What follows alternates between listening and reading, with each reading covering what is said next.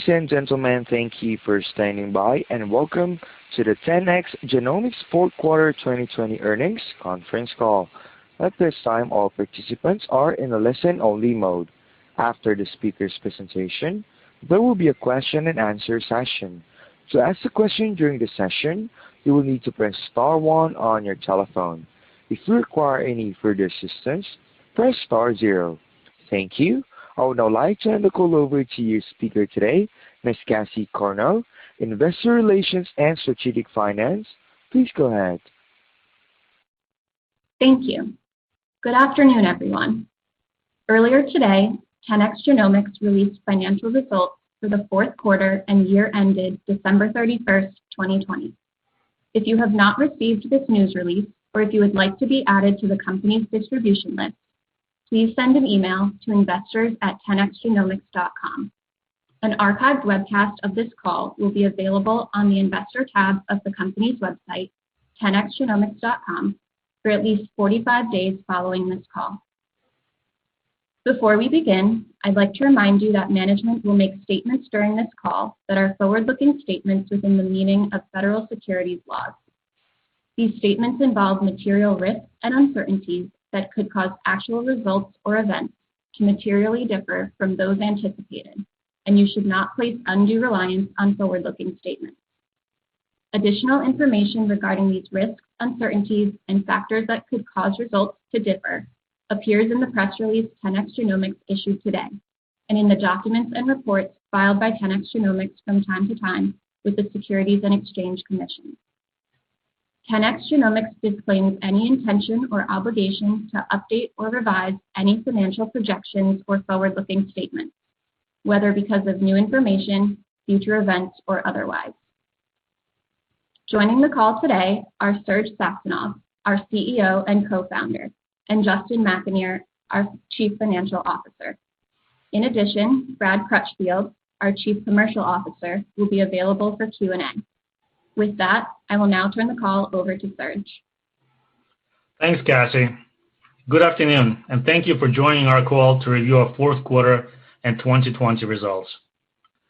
During today's call, I will provide a brief summary of our Q4 and full year results. Next, I will discuss the opportunities that lay ahead and how we're focusing our efforts across our 3 technology platforms to build great products that deliver amazing insights for our customers. I will then turn the call over to Justin for a more detailed look at our financials, including our outlook for the year. I would like to start by thanking our employees for their hard work and dedication through an extraordinarily difficult year. 2020 brought significant challenges, change, and sacrifice, but I continue to be impressed by and grateful for our team's resilience and commitment to our customers and to each other. Despite all the challenges, we made important progress across our business in 2020. To start, total revenue grew 22% over the prior year to $299 million. In the Q4, revenue grew 49% over the prior year as our business continued to recover from the impacts of COVID. We grew our installed base by 45%, selling 746 additional instruments. We continue to expand our customer reach, and our products have now been adopted by all of the top 100 research institutions and top 20 pharmaceutical companies. Our customers published more than 1,500 peer-reviewed papers, bringing the total to over 2,200, more than doubling the number of total publications over the course of the year. And we continue to invest in developing and defending our patent portfolio and added more than 300 new patents and patent applications, expanding our coverage of enabling technologies. We now have more than 1,000 patents and patents applications. We also reached important operational milestones. At the onset of the pandemic, we acted quickly to implement a number of protocols and safety measures to ensure the health and safety of our team members who needed to remain on site to support essential operations. This included creating a program to provide recurring SARS-CoV-2 testing on site for all employees at our headquarters. As an additional safeguard, we made use of special powered respirators which filter out particles and aerosols with very high effectiveness. We supplied this equipment to our employees who needed to work on site in close proximity to each other. These and other safety measures have facilitated the safe return to work of most of our research and development, manufacturing, and other operations personnel. With these measures in place, we're able to continue onboarding new customers, shipping products, building out infrastructure, including the implementation of a new ERP system, and executing on an incredibly ambitious product roadmap that we laid out at the beginning of the year. We launched 4 new products for our customers. This started with our targeted gene expression solution, which allows researchers to target the genes most relevant to their research, validate their hypotheses faster, and reduce sequencing costs. Second, our single-cell multi-omic attack plus gene expression solution, which allows researchers to read both gene expression and epigenetic programming in the same cells across thousands to tens of thousands of cells in a single experiment. Third, our Visum spatial gene expression solution with immunofluorescence, which allows whole transcriptome spatial analysis and protein detection in the same tissue section. And finally, a new version of our single-cell immune profiling solution offers increased sensitivity, reduced sequencing costs, and access to rare gene signatures. Reflective of the excitement for these new products, our single-cell multi-omic attack plus gene expression solution and our Visum spatial gene expression solution were named as 2 of the top 10 life sciences innovations of 2020 by the Scientist magazine. We also significantly expanded our global operations. In the fourth quarter, we opened our Singapore manufacturing and distribution center, which was done completely virtually. We will use the center as a hub to support our growing sales in APAC through improvements in our global supply chain and our customer service across the region. We believe these investments will be critical to support our long-term plans to scale the company.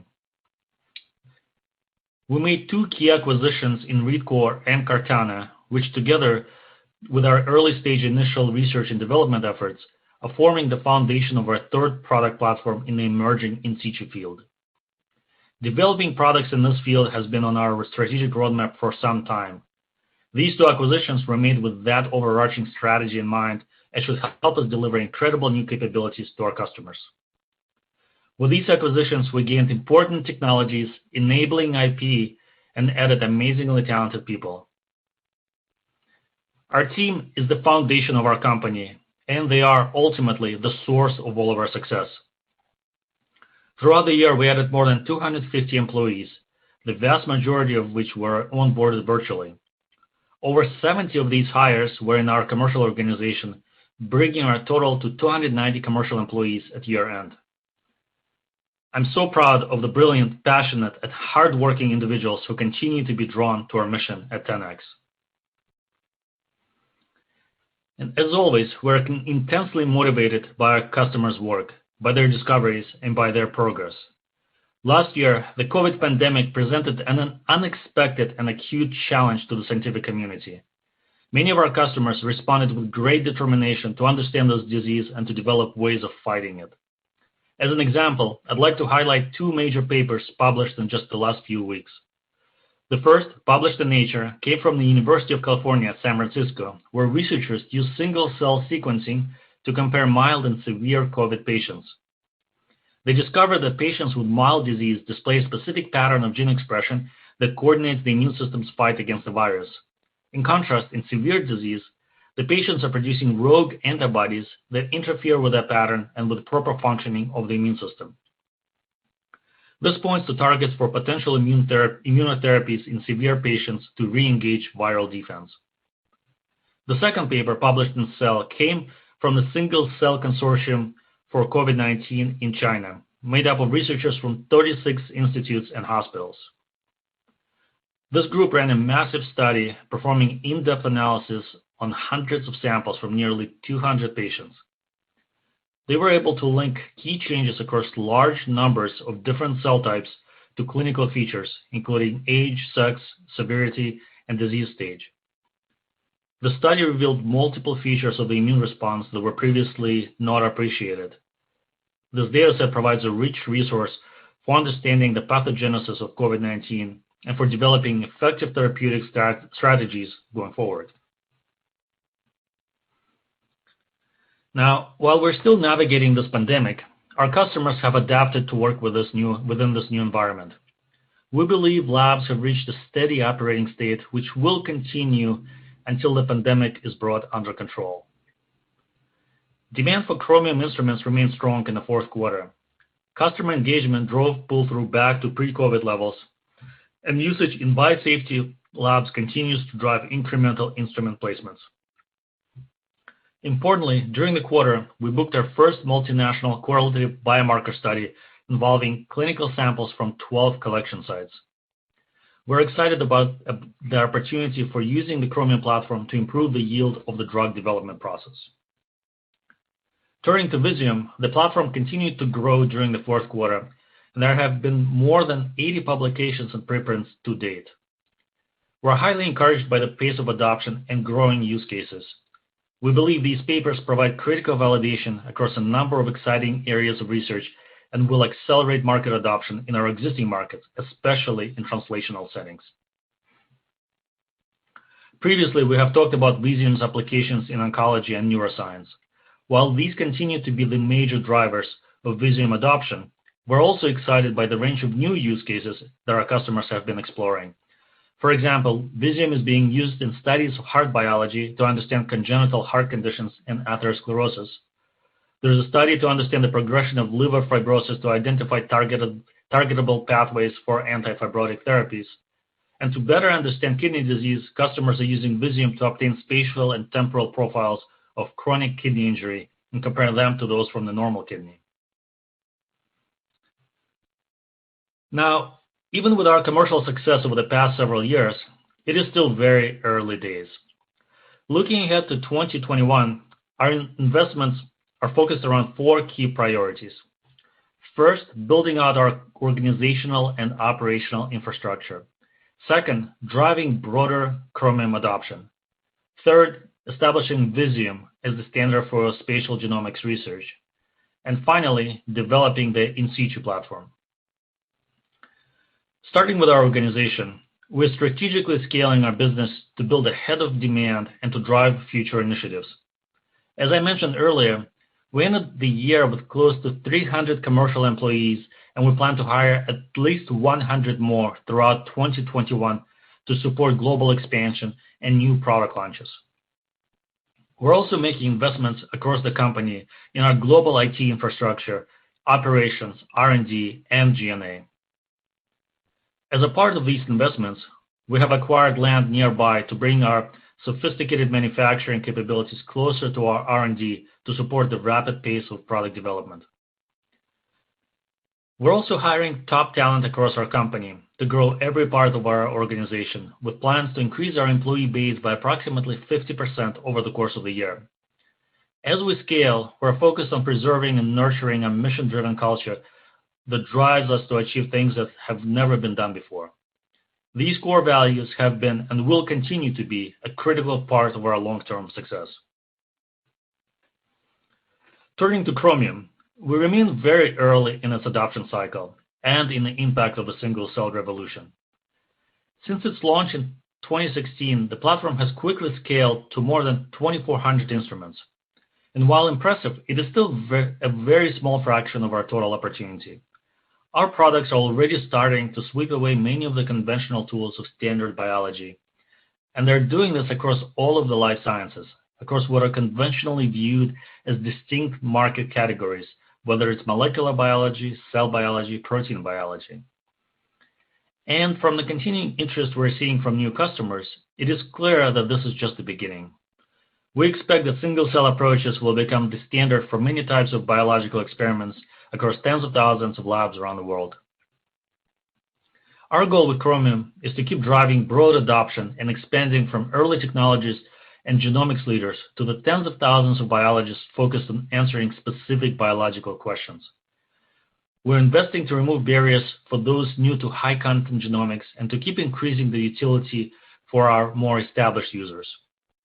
We're accelerating customers along an adoption curve with new product configurations, allowing the total cost of experiment to be optimized across a wide range of Chromium use cases. The following capabilities are coming to the market this year. a CellPlex kit launching in the first quarter that will enable cell multiplexing for large experiments, reducing the cost by as much as 60%. A low-throughput kit also launching in the first quarter that will reduce startup costs for single-cell experiments and enable efficient proof-of-concept studies before scaling. In the back half of 2021, we will launch a fixed RNA profiling kit to allow fixation at point of tissue collection, unlocking access to large sample cohorts. And Chromium X, a new high-throughput instrument that will enable routine experiments of 1 million cells. And finally, the 10x Cloud is now live for North American users to enable streamlined data handling and computation. Moving on to Visum, this platform remains even earlier in its overall adoption and lifecycle compared to Chromium. Visum is incredibly powerful for elucidating spatial biology and is the highest resolution spatial genomics product on the market. This platform has been on the market for less than 5 quarters, but has already gained broad adoption. We are now focused on establishing it as the standard for spatial genomics research and expanding its core capabilities in response to market demand. We're very excited about future product launches, starting with Visum FFPE, which we expect to begin shipping in the second quarter of this year. The single biggest request for translational customers, in fact, the necessary condition for most of their research, is the compatibility with FFPE samples. This is the predominant way that patient samples are collected and stored. It's the standard part of pathology workflows. We're launching a complete solution comprising all ready-to-use reagents and software. It is the first technology to enable true discovery in FFPE samples, delivering the full transcriptome across the entire tissue. What's especially remarkable is that the sensitivity of this product is on par with what we see with analyzing fresh tissues with standard Visum. This performance exceeds even our aggressive internal expectations and is very exciting to our customers. In addition to FFPE capabilities, a key request we have received from our Visum customers is to help with sample handling and logistics. Most importantly, our customers would like to analyze archived samples that have already been mounted on conventional non-Visum slides. To answer this need, in the first half of 2022, we plan to launch a new instrument called Site Assist. We expect that Site Assist will really simplify the workflow for many of our customers and will significantly expand the number of samples that could then be run on Visum. And finally, we expect to launch Visum HD in the first half of 2022 to deliver single-cell resolution. Visum HD is based on big fundamental advances in the underlying microarray technology. It will come with a resolution that's 400 times higher than the current Visum and over 1,500 times higher than the original pre-Visum technology. We believe that this, together with all the other investments we're making, will establish Visum as the single best platform for scientific discovery and translational research.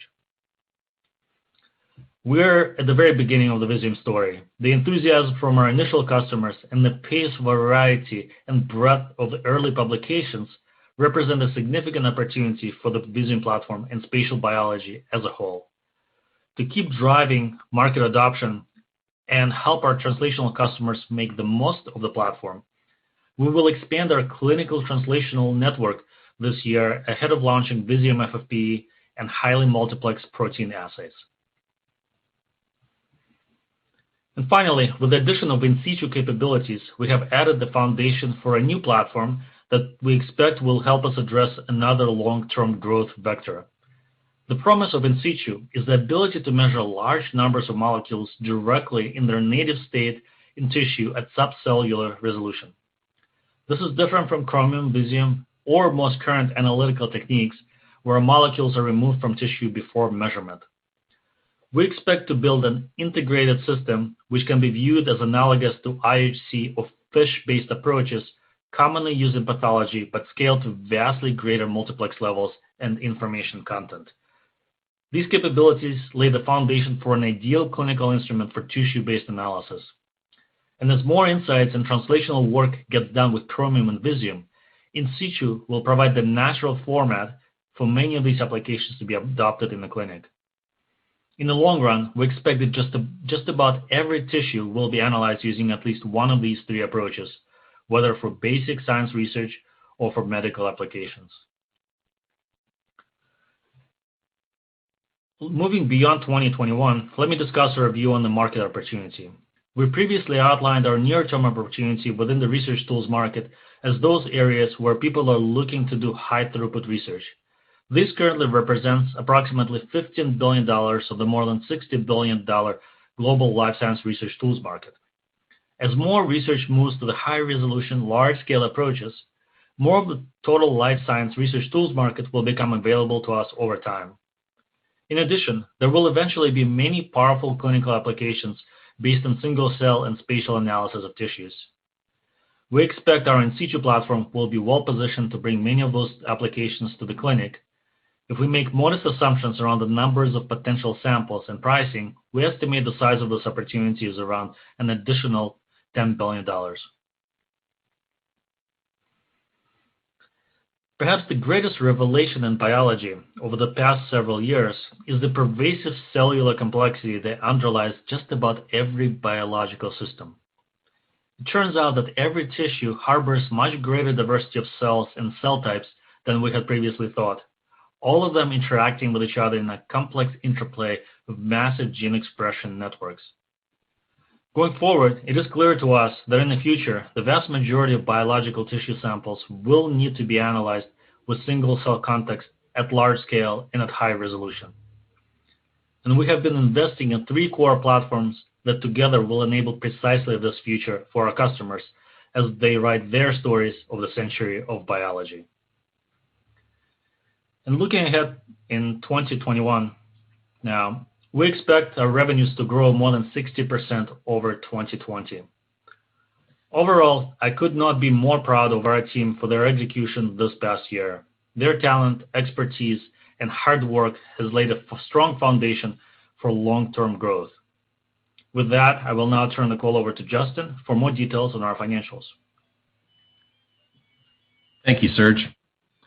Total revenue for the 3 months ended December 31st, 2020 was $112.2 million compared to $75.3 million for the prior year period, representing a 49% increase. Similar to prior years, our revenue in 2020 was more heavily weighted to the back half of the year, particularly Q4, due to the typical budgetary cycles of our customer base. In addition, there was a concentration of orders during the month of December as more labs opened up and customers resumed experiments. Consumables revenue was $96.5 million, which increased 49% over the prior year period. Instrument revenue was $14 million, which increased 49% over the prior year period. Service revenue was $1.7 million, which increased 48% over the prior year period. North America revenue for the fourth quarter was $57 million, representing 34% growth over the prior year period. EMEA revenue for the fourth quarter was $32.9 million, representing 54% growth over the prior year period. APAC revenue for the fourth quarter was $22.3 million, representing 95% growth over the prior year period. Gross profit for the fourth quarter of 2020 was $93.3 million compared to a gross profit of $58.7 million for the prior year period. Gross margin for the fourth quarter was 83% compared to 78% for the fourth quarter of 2019.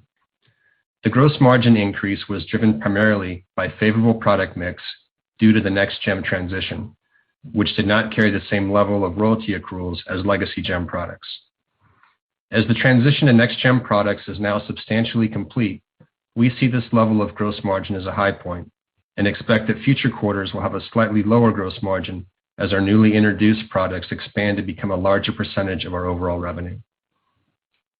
Total operating expenses for the fourth quarter of 2020 were $502.9 million compared to $66.8 million for the fourth quarter of 2019.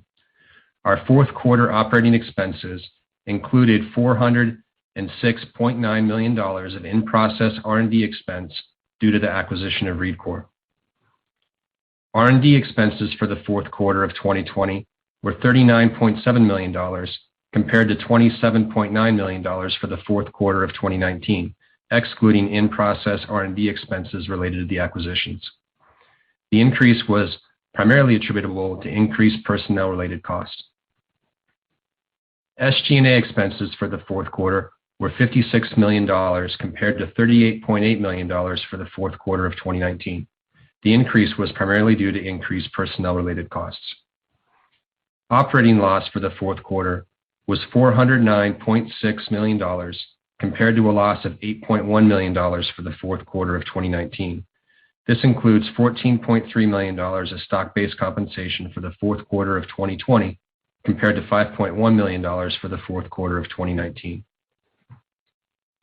Net loss for the period was $415.6 million compared to a net loss of $7.1 million for the fourth quarter of 2019. Now turning to our full year results. Total revenue for the full year ended December 31st, 2020 was $298.8 million compared to $245.9 million for 2019, representing a 22% increase. Consumables revenue was $252.7 million, an increase of 22% over the prior year. Instrument revenue was $40.1 million, an increase of 15% over the prior year. Service revenue was $6 million, an increase of 48% over the prior year. As of year end, we have sold a cumulative total of 2,412 Chromium instruments, up 746 instruments from 1,666 instruments at the end of 2019, which represents a 45% increase in the ending install base. Our customers have historically averaged approximately $150,000 a year in consumable orders per instrument, outside of the impact of the pandemic. Q4 was above that rate on an annualized basis, but due to COVID impacts earlier in the year, our 2020 pull-through averaged $124,000 per instrument for the full year. North America revenue for the full year was $159.3 million, representing 14% growth over the prior year. EMEA revenue for the full year was $73.3 million, representing 26% growth over the prior year. APAC revenue for the full year was $66.2 million, representing 38% growth over the prior year. Gross profit for 2020 was $240.4 million, compared to a gross profit of $184.9 million for 2019. Gross margin for 2020 was 80% compared to 75% for 2019. The increase in gross margin was driven primarily by lower accrued royalties related to ongoing litigation, partially offset by higher costs from newly introduced products. Total operating expenses for 2020 were $774.5 million compared to $215.4 million for 2019, inclusive of $447.5 million of in-process R&D expenses related to the acquisitions of Cartana and ReadCoor.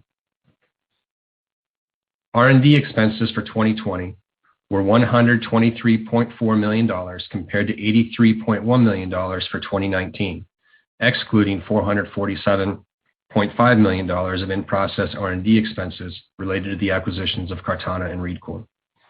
The increase was primarily attributable to increased personnel and stock-based compensation expenses. SG&A expenses for 2020 were $202.3 million compared to $130.8 million for the prior year.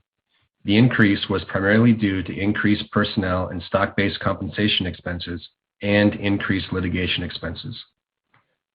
Operating loss for 2020 was $534.1 million compared to a loss of $30.6 million for 2019.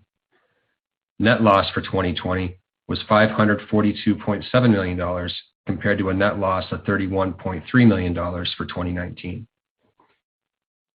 We ended 2020 with $664 million in cash and cash equivalents.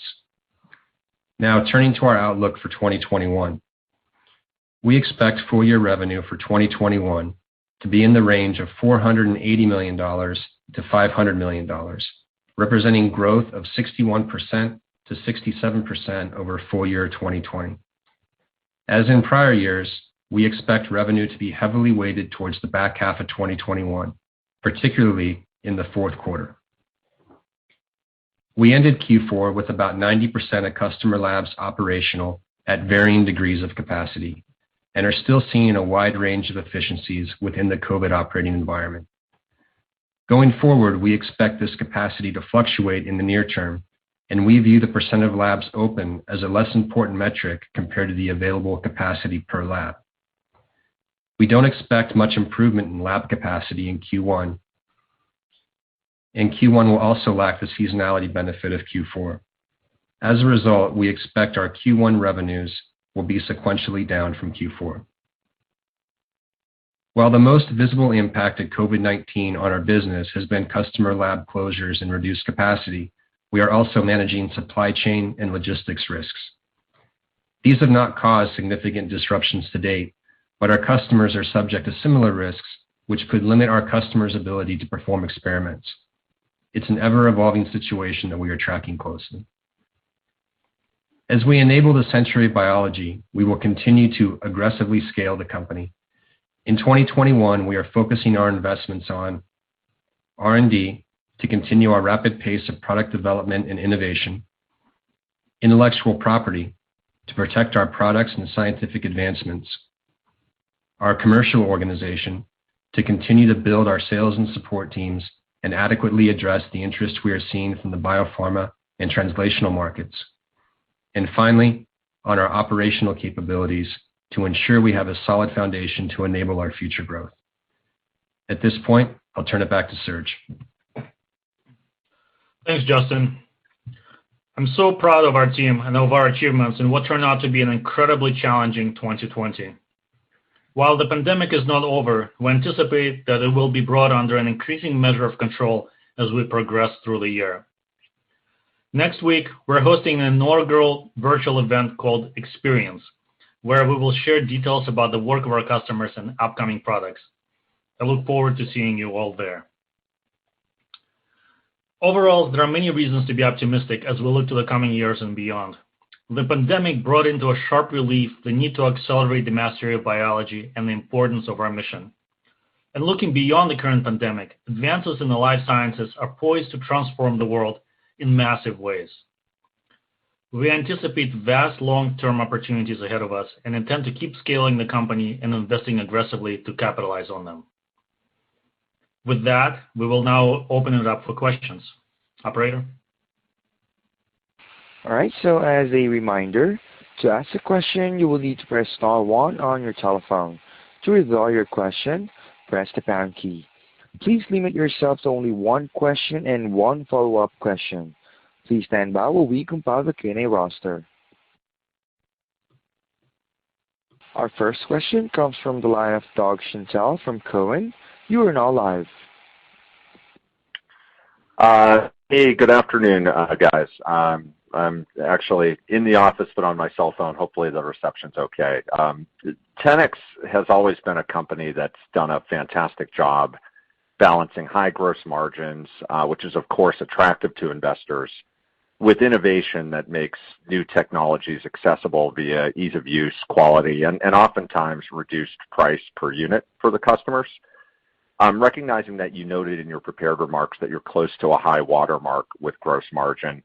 As you roll out newer products with often lower price points and add new products organically and inorganically, how do you think about the longer-term outlook for maintaining gross margin at levels seen over the past few quarters, meaning at least in the mid-70s or so, even as we factor in, what you said about, this being kind of a high watermark quarter? Hi, Doug. This is Justin. I'll take that one. Our high consumables gross margin is a core strength of our business model, and it helps enable the deep investments that we're making to develop new products. In our product development process, we typically target gross margins of about 80%. Some of our newer products have lower gross margins than our previously existing products, but they're mostly in that range. So I think 80% is a good number to think about for the near to midterm. And what you've proposed, I don't think is unreasonable to think about in the longer term. Okay, thanks for that, Justin. And I think this is another one for you. I believe you talked about $150,000 in consumables per box, on an annualized basis as the assumption that you baked into guidance. On the surface, that seems a little low to me. I mean, back in Q4 of 19, you generated 165,000 in annualized consumable pull-through. I think the full year number was a little bit lower than that, but still north of 150,000. I point to those numbers because obviously 2019 was pre-pandemic, and I recognize on one hand Q4 is seasonally a strong consumable quarter, as we look back to Q4 of that year. But on the other hand, you have a higher mix of higher pull-through Chromium Connects out there, and you also have more Visium users out there, which of course, because we don't have a great way of modeling it, that those consumables revenue typically get baked into that number.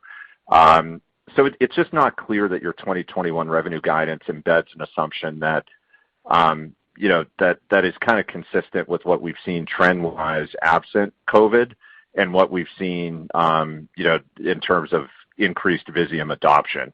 Can you just kind of walk us through what I might be missing here as I think about it, as that number looks a little bit low? Yeah, it's a good question, Doug. I think starting at the beginning around Q4 and seasonality. So Q4 is seasonally quite a bit stronger in total than the other three quarters. And you're right that the Q4 19 pull-through was a large quarter-over-quarter increase from the previous quarters. And in fact, Q3 19 was well below the 150,000 per year. So that's why we focus on annual pull-through and not quarterly pull-through. For our 2021 guidance, we contemplate existing customers continuing to increase their usage while we're adding a large number of new customers at the same time. And those new customers take some time to ramp.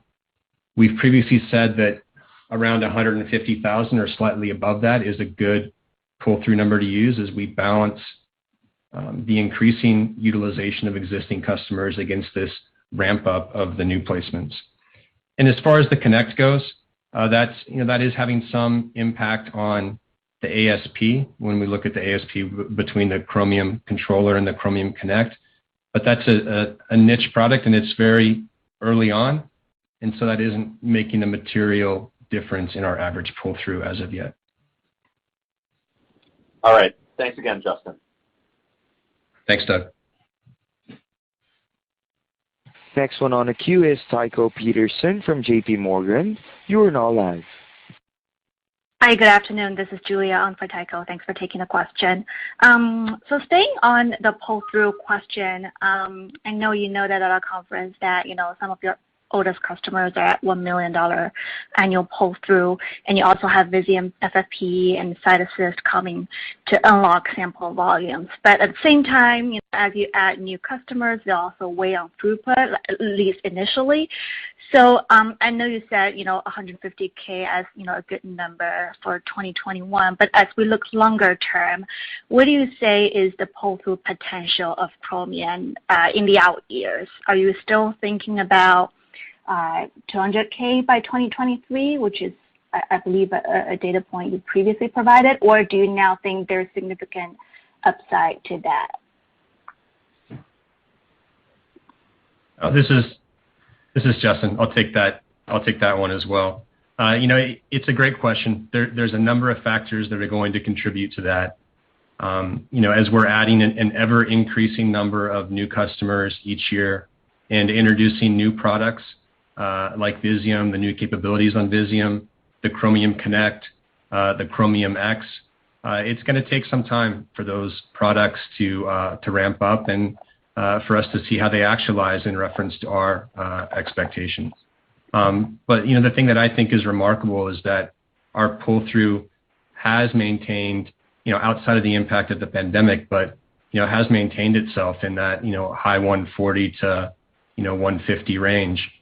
Even as we've, like this year, increased the instrument install base by, over 40%. So I think it's yet to be seen how that pull-through metric will materialize. 150,000 is the best estimate that we can give you right now for the near to medium term. But at some point, the focus is going to be just on overall consumable application spend within the three platforms that we've defined. Got it. And then separately, regarding the sales force expansion, you mentioned you're hiring at least 100 more salespeople throughout this year. How should we think about the pace of that hiring and the cadence of revenue ramp this year? And then what's the relative resource allocation between single cell versus spatial, or between academic versus biopharma customers, if that's a better way to think about it? And then are there any, geographic focus? You previously noted China is a big opportunity, and now with the Singapore manufacturing, how significant will China be as a relative, mix of your total revenue? So this is Brad. Why don't I start on at least the Salesforce side, and then Justin can take the rest. But in general, we're trying to hire those people as prudently and fast as possible. So, typically in a sales organization, you want to sort of front load it.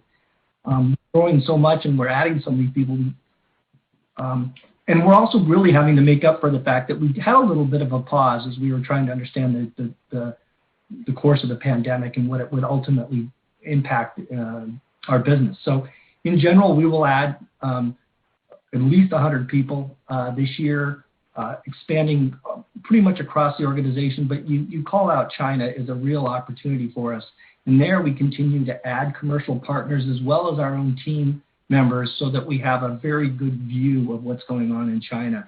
And overall, China is going to be a major growth axis. It is, as you already saw in the fourth quarter numbers, and it's been this way for the last couple of years, and will continue to be that way, a major growth axis for us.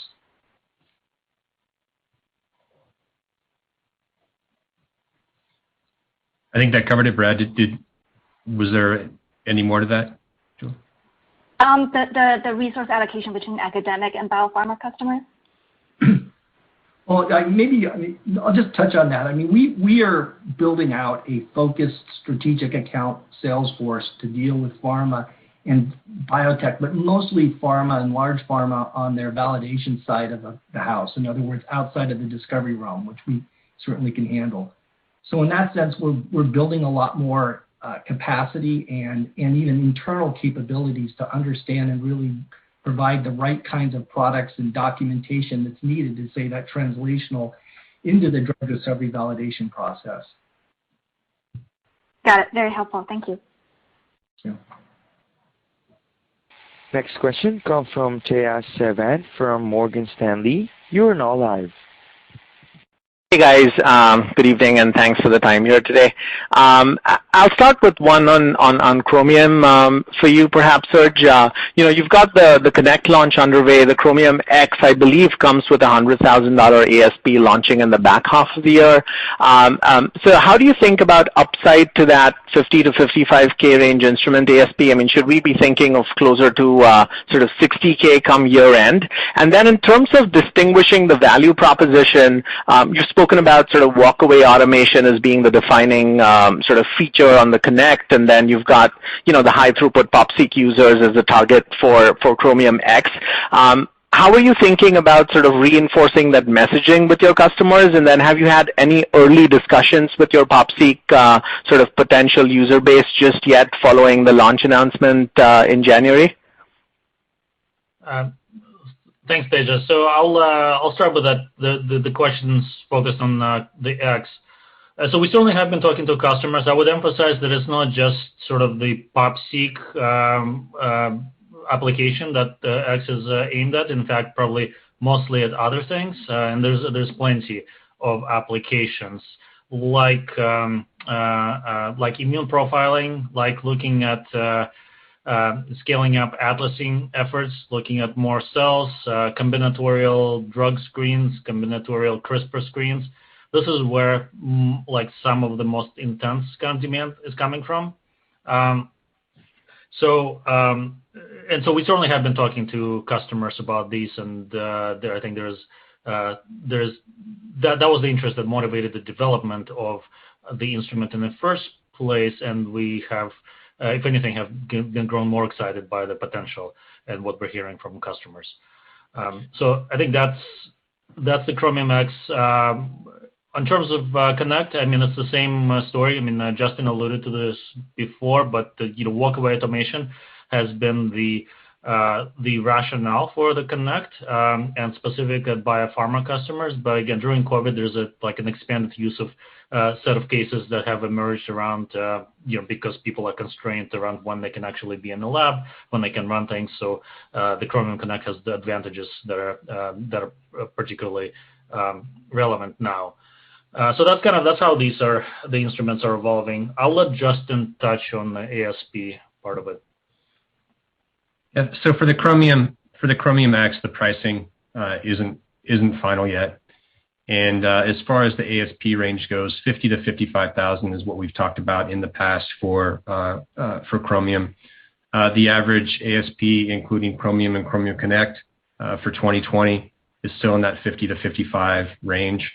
I would say in light of the, what we would expect to sell in Q4 of this year, with the legacy instruments, I wouldn't recommend making any adjustments to that until we get closer. Got it. That's helpful. And then, Serge, any color to share on new versus repeat customers in the quarter for Visum? I know in the last quarter you'd highlighted repeat orders as a key sort of customer constituency where you saw strong performance. Yeah, a good question. I think that trend has continued. Again, our focus internally and what we're seeing from customers is really that, is their reorder rate and getting the customers through their workflows, through the answers. And you see that, again, reflected in the increasing number of publications, preprints that are coming out. So overall, I think it is trending positive, and it is the kind of the important area of focus for us now that we've established like a nice initial user base. Got it. Perfect. And then one final one for Justin here.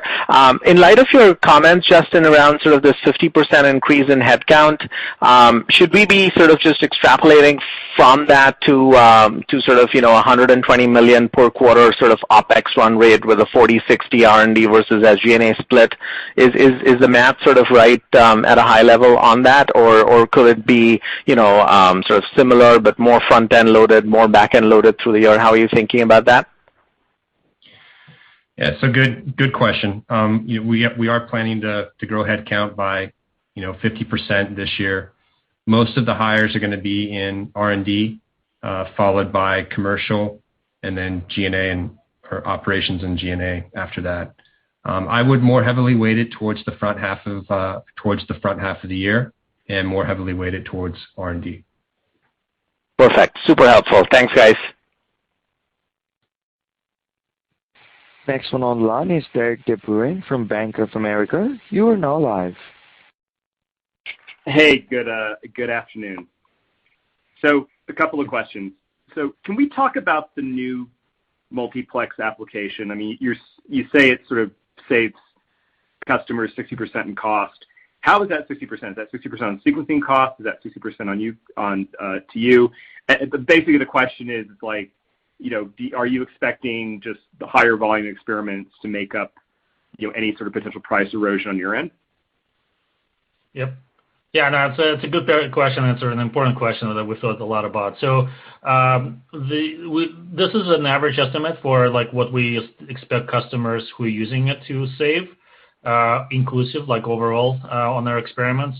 It is definitely the case where they will end up spending less per sample. But our expectation, and it's borne out by what we have seen with customers doing, using kind of homebrew solutions previously, is that this will lead to more usage overall and more dollars flowing into the single cell experiments in total.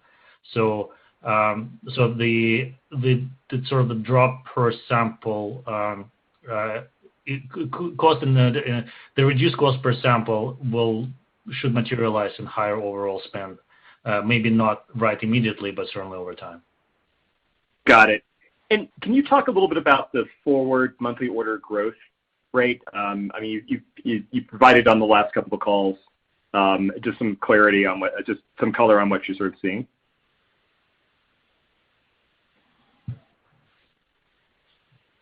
Derek, this is Justin. So, in the past couple quarters, I think in the midst of COVID, without guidance in place, we were trying our best to give color on what we were seeing in real time. But now that we've now that we've reinstated guidance and we've given some color around the weighting as far as, mostly in the back half of the year and particularly in Q4, we won't be giving any kind of mid-quarter update, at least at this time. Fair enough. Just thought I would ask. And finally, one last question.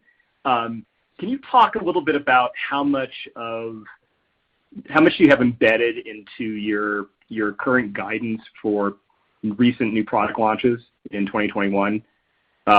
Just some sort of sense of what's additive. Is there any sort of cannibalization that could happen? There's just some general thoughts on how you're thinking about new products contributing to the top line. Yeah, so the guidance, the 480 to 500 range, incorporates all of the new product launches. It's our best view, taking into account those different factors that you mentioned, like cannibalization, how we expect those products, what we expect the adoption curve to look like based upon what we've learned on past launches. But it's all incorporated in that range that we've given. Great, thank you.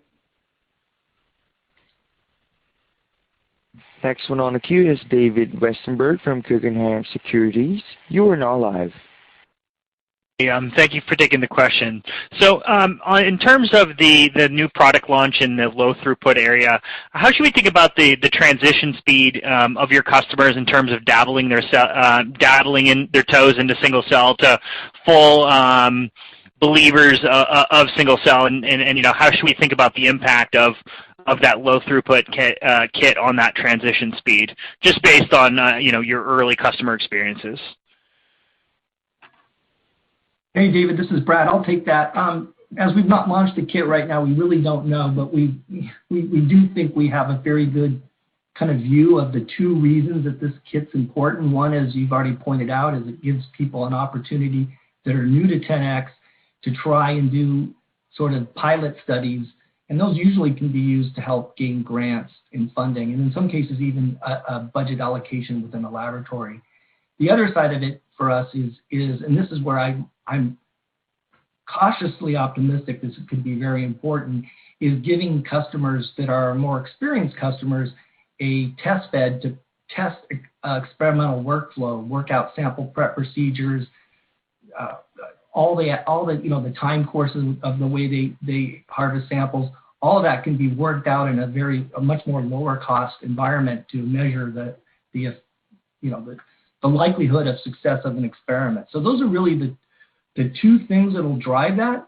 I mean, probably, and then so your question is how quickly, if we take that first group of people, we're hoping that we can run people through that adoption cycle certainly within a year. Typically, when we have a lot of experience launching products, because we've launched a lot of them, and ultimately just understanding adoption cycle. But in this case, it's kind of a new use case, and just understanding how that models out. We'll keep an eye on it, but as we launch that product, which will be in the next few months. Got it. No, that was very helpful. And then in terms of, are you giving any kind of number in terms of percent of your Visium customers percent of Chromium customers that are starting to use Visium? And then just in terms of, are you seeing a pickup in Chromium when you see customers pick up Visium? And how much do you think that is actually on account of Visium versus just these are high users of genomics platforms, period? And that's my last question. Well, so maybe I'll start here. I will say this, that you have to appreciate that the Chromium is has now a large established user base, and especially the number of customers is actually larger than just the number of instruments because of the kind of the concept of halo users around each instrument.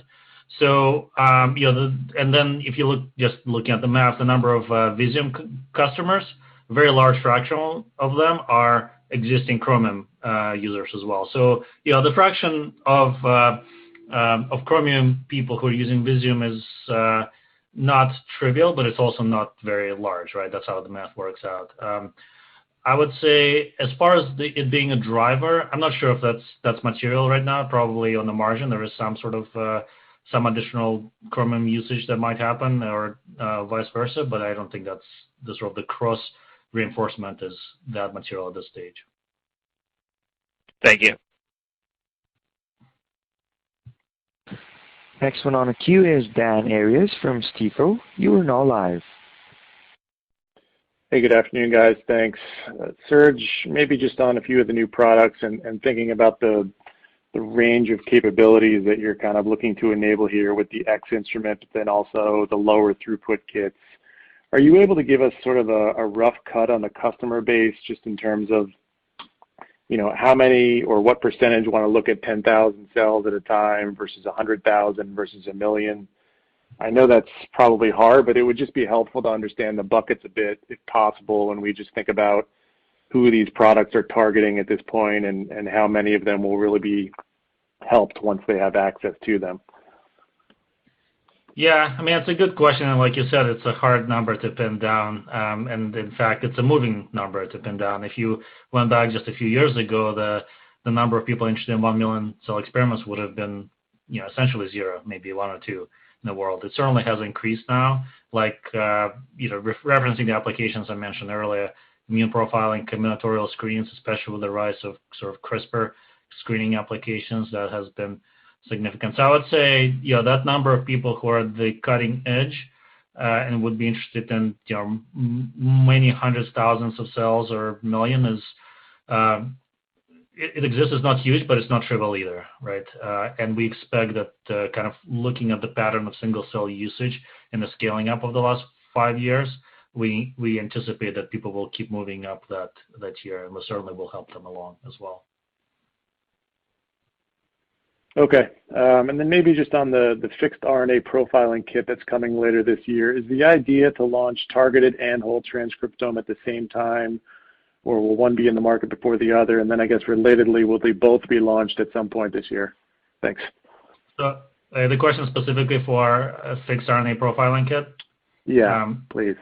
Yeah, so we haven't talked about the details of that cadence. It's a good question, but we haven't talked about those details yet. Okay, thanks. Next one on the queue is Patrick Donnelly from Citi. You are now live. Hey, thanks for taking the questions, guys. Justin, maybe just on the full year guide, can you just talk through, I guess, the assumptions you've made on the end market recovery? Certainly exited 4Q in a good position. Yeah, I guess when are you thinking we get back to kind of normal state? And maybe for Brad on the back of that, obviously you saw a nice budget flush, as you guys mentioned, at the end of 4Q.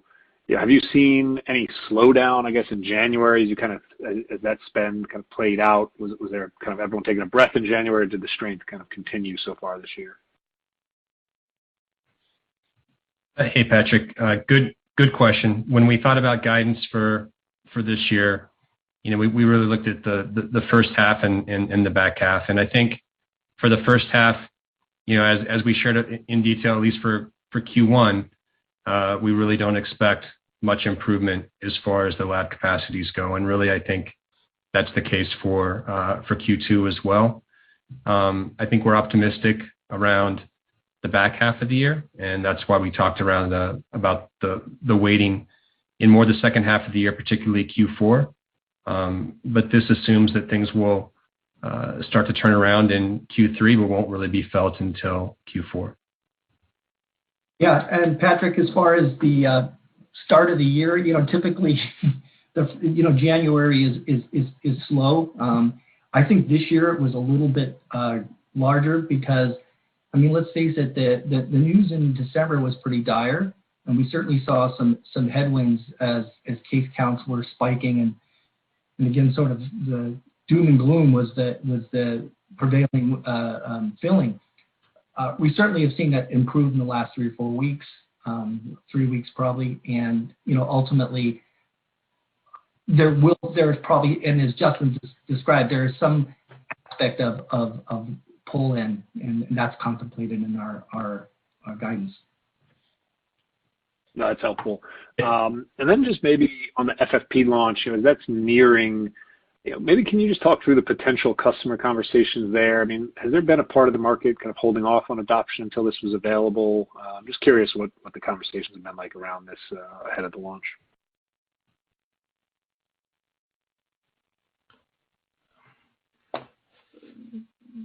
So on FFP, I mean, thanks. It is a product that we've been pretty excited by for some amount of time. I think the feedback from customers and on what it is able to do has been very positive, and we're very excited to get it to like a broad set and launch it fully to the market later in the first half of this year. So everything is looking good, and we're excited by it. Yeah, and I'll just add, I mean, the world didn't really get a good sense of how good this product's going to be just only maybe in the last 6 weeks, and that's really sparked a lot of interest.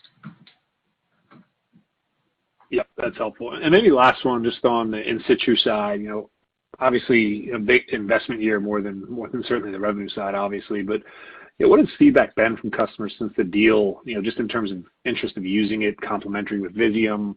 And then anything we can look out for as we progress through the year in terms of milestones, or is it kind of going to be behind the curtain and we'll see it in a couple of years?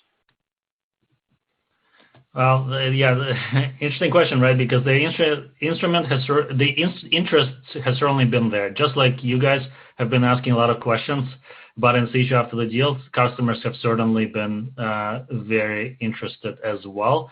For many similar reasons, everyone is intrigued what we're going to be able to do. I think partially this speaks to our reputation.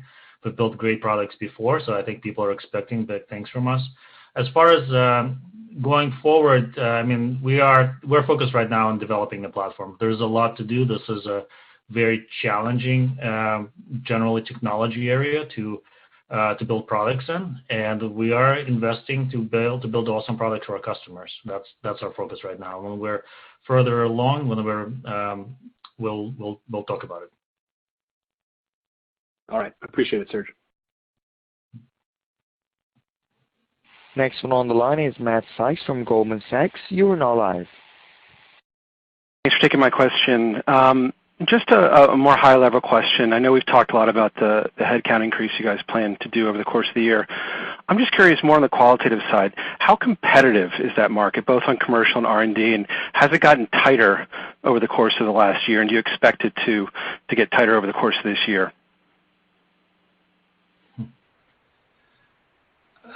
So it's a good question. So I'll ask. I'll answer it broadly, the company, and Brad might be able to add more color on the commercial side, on the sales side. So look, talent, like I said during my opening remarks, talent is has been the focus for us from the very beginning. That's the foundation of the company. So always top of mind concern, and we're always trying to get the very best people in the company. So as far as we're concerned, it's always in some sense a tight market, kind of regardless of what happens there. Right now, it varies by area. Back in the early days, it was particularly more challenging for us, for example, to hire more like software developers, people out of the sort of tech industry. That has gotten relatively easier for multiple reasons. In general, I think we're doing, especially compared to sort of startup days, it has gotten easier, and we're doing quite well, and we're very happy with the level of talent that is coming to the company. Very happy. And I'll just add a little bit on the commercial side. I mean, there's generally been somewhat easier, like Serge said, overall, because people know who we are. In a commercial, there's always that sort of competitive aspect, and people like to be part of a winning team, and we try to make sure that 10X is a winning team.